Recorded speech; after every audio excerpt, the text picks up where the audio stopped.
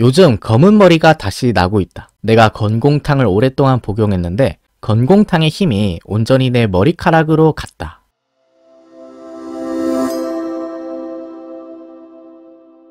영조는 조선시대 모든 왕들을 통틀어서 가장 장수했던 왕인데요. 당시 조선시대 왕들의 평균 수명이 47살인데 영조는 이례적으로 83살, 재위 기간만 해도 52년에 달할 정도로 굉장히 장수했던 왕 중에 한 명이에요. 영조의 이런 장수 비결에 대해서 많은 사람들이 연구를 해봤는데 이제 그 중에서 유력하게 꼽히는 것은 바로 영조 본인의 어떤 식단 조절입니다. 영조는 평생에 걸쳐 절식을 했던 임금으로 유명한데요.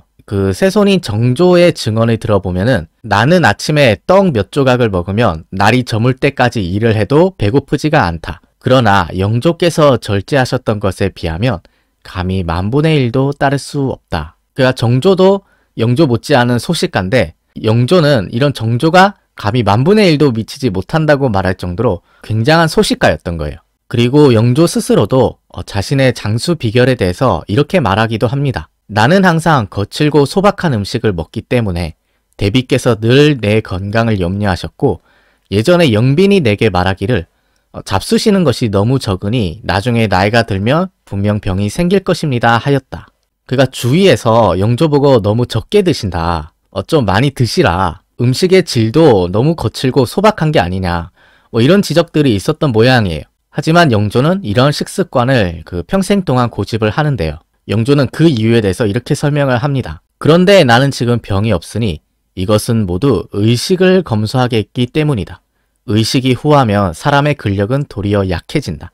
옛 사람들은 온돌에 자지 않으며 근력을 튼튼히 하기도 했다. 그가 식단을 화려하게 하고 의복을 따뜻하게 하고 이렇게 하면은 오히려 사람의 근력이 약해진다는 거예요. 과연 이게 현대의학의 관점에서도 좀 근거가 있는 것인지는 잘 모르겠습니다. 사람마다 체질은 다 다르니까요. 나도 오늘부터 영조 따라해 봐야지 이렇게 생각하지는 마시고 본인에게 맞는 이 식습관을 잘 조절하시길 바랍니다. 그리고 영조의 또 다른 장수 비결 중에 하나로 꼽는 것이 바로 건공탕인데요. 건공탕은 인삼, 백출, 감초 등이 들어간 탕제인데 영조는 이 건공탕을 하루에 3번 평생 동안 복용을 했었어요. 이 건공탕이라는 이름도 영조가 직접 지어준 이름이거든요. 원래 건공탕의 이름은 이중탕이었어요. 그런데 어느 날 영조가 이 이중탕을 먹고 환우가 조금 나아서 그 탕약의 이름을 건공탕이라고 바꾸게 됩니다. 이 건공탕의 건공의 뜻은 공을 세웠다는 것이에요. 그러니까 내 병을 낫게 한 데 공을 세운 탕약이다. 그래서 이름을 건공탕이라고 하라. 이렇게 이름을 직접 붙인 거죠.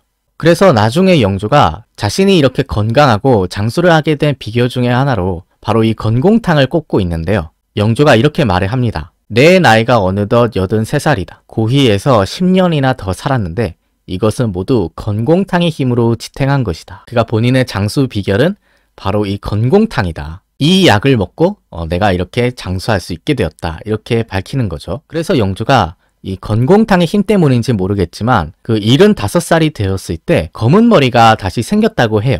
영조가 75살 때 이렇게 말을 합니다. 요즘 검은 머리가 다시 나고 있다. 내가 건공탕을 오랫동안 복용했는데 건공탕의 힘이 온전히 내 머리카락으로 갔다. 그래서 영조가 이게 신기했는지 사도세자의 장인인 홍봉안을 불러서 근래에 내가 정수리 부분이 몹시 가려운데 아마 머리가 다시 자라서 그런 것 같다라고 말을 합니다. 이때는 영조 나이가 80살이었거든요. 그러니까 80살에도 영조가 계속 머리카락이 자랐던 거예요. 그러면서 영조가 홍봉안 보고 직접 내 머리카락을 확인해 보라고 명령을 하거든요. 당시의 상황을 승정원 일기는 이렇게 적고 있습니다. 임금이 홍봉안에게 손으로 살펴보라고 명했다. 홍봉안이 손으로 살펴보고 말하기를 과연 머리가 자랐습니다 하였다. 그리고 더 놀라운 것은 이때 영조의 모발 중에 3분의 1이 검은 머리였다고 해요. 과연 정말 건공탕의 힘인지는 모르겠지만 영조가 비교적 건강관리를 잘 했던 것 같습니다. 그래서 영조가 말년에는 이 작품 활동도 많이 하는데요. 이 작품은 영조가 75살에 자신이 새봄을 맞은 것을 기념하면서 쓴 작품인데요.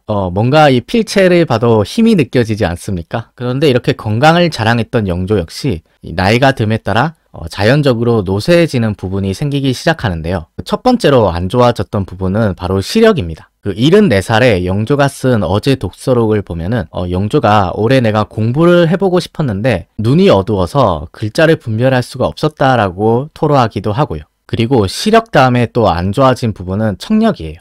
영조가 74살일 때 그 신하들에게 이렇게 말을 합니다. 여든에 가까워지니 자연히 귀가 어두워져서 들리지 않는 것과 다름없다. 그러다가 이제 정신까지 조금 혼미해지기 시작하는데요. 그 영조가 79살에 쓴 글을 보면은 자신의 정신력이 약해졌다는 부분을 이렇게 고백하고 있습니다. 오늘 글 읽는 소리를 듣고 잠이 들었는데 중간에 깼다가 다시 잠들고 이후 문답할 때 또 잠들었다.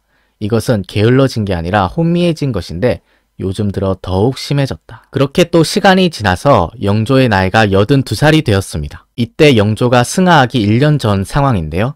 그 영조가 이때 지은 글이 있는데 그 어제 긍중민이라고 해서 자신의 어떤 건강 상황을 시로 적어서 남긴 게 있어요. 긍중민이라는 뜻은 번민이 끝이 없다는 뜻이에요. 이 시를 한번 읽어보도록 하겠습니다. 번민이 끝없구나, 번민이 끝없구나. 82여 82여. 요즘은 잠은 이길 수 있으나 기운은 혼미해지고 어지럽다. 나는 목석 같다. 나는 목석 같다. 어찌 버틸꼬 어찌 버틸꼬. 죽을 먹고 또 먹으니 무슨 맛을 알겠는가. 참으로 구차하고 까마득하구나. 이때 아마도 영조의 건강 상태가 몹시 나빴던 모양이에요. 아주 절절하게 괴로움을 토로하고 있는데 이때쯤에 급격하게 좀 건강이 나빠졌던 모양입니다. 그래서 영조가 그 건강이 점차 나빠지니까 그 자신의 건강 비결로 꼽았더니 건공탕마저도 그 욕을 하는 시를 짓기도 하는데요. 그 영조가 지은 어제 건공편작이라는 글을 보면은 영조가 이 글에서 이 건공탕을 몹시 질책하고 있습니다. 한번 읽어보겠습니다. 건공탕은 어리석은 놈이다. 네가 무슨 공이 있느냐. 날마다 나를 괴롭히기만 하면서 달마다 그 공을 자랑하다니. 곤장 100대, 채찍 100대 맞아야 한다.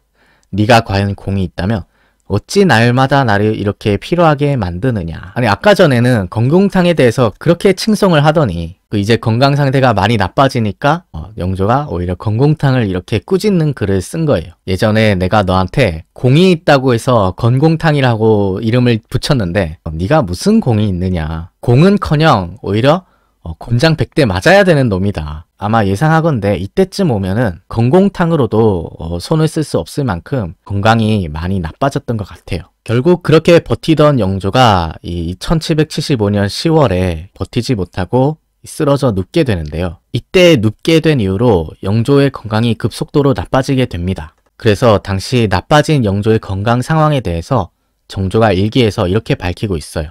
이때 전하의 환우가 날로 심해져 담이 오르고 헛소리가 나오는 상태가 되어 딱히 조처할 수 없는 지경이 되었다.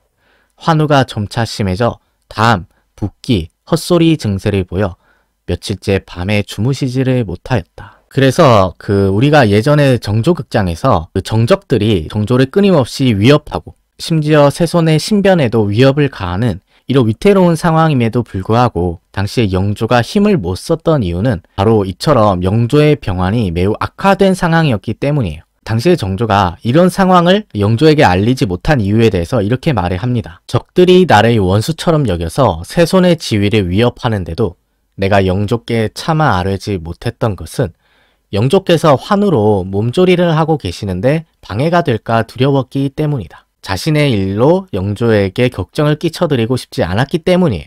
영조의 환우를 돌보는 게 더 급선무다. 그리고 또 정조가 이렇게 말을 합니다. 영조께서 미처 저들의 간사한 정황을 알아차리지 못하신 건 역시 병환으로 누워 계셨기 때문이고 적들 역시 이 기회를 틈타 안팎으로 날뛰었던 것이다. 만약 영조가 아프지 않았다면 적들이 저렇게 날뛰지 못했을 것인데 지금 영조께서 워낙 고령이시고 또 병환으로 누워 계신 상황이기 때문에 어쩔 수 없이 자신이 혼자서 감당해야 했다. 이렇게 정조가 밝히고 있는 거죠. 네, 오늘 이렇게 해서 영조가 병석에 눕는 과정까지를 한번 살펴봤는데요. 다음 2부, 3부에서 계속해서 이 뒤의 상황을 사료를 통해 살펴보도록 하겠습니다. 오늘 1부는 여기서 마치겠습니다.